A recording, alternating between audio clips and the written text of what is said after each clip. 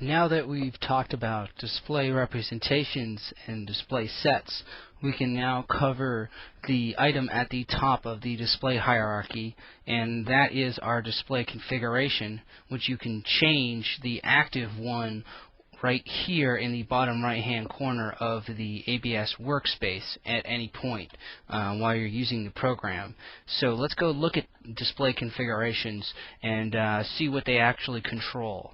So all a display configuration really is a choice of a display set to be used in a given view. So generally the ones that are chosen are basically a plan display set and then one for everything else. So right here, the default one, we've chosen in every other view angle to display our objects in their model display representation. So that's going to have them in elevation and be able to be shaded and things like that. So right here, we've just selected our plan view to be the plan representation for those objects and hidden lines in this situation.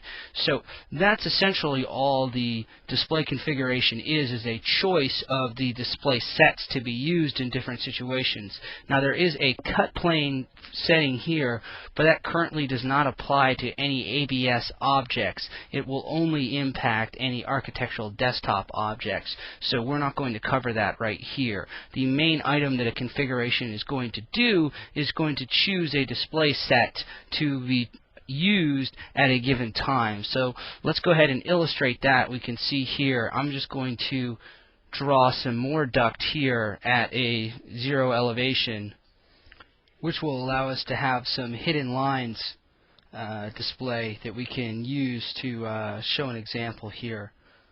So I'm just going to add a simple layout of duct, and we'll see that we have hidden lines displayed here. Now, an example of another display configuration here is the MEP Basic 2 line, which does not use a hidden lines feature. And if we were to set this over here, we'll see that we no longer have hidden line display.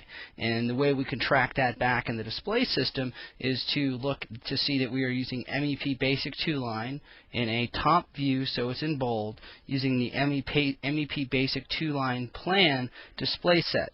So we can actually select that display set right here, and if we go to our display representation control, we can see that the program is currently using the 2-line display representation for all of our ductwork and all of our pipe.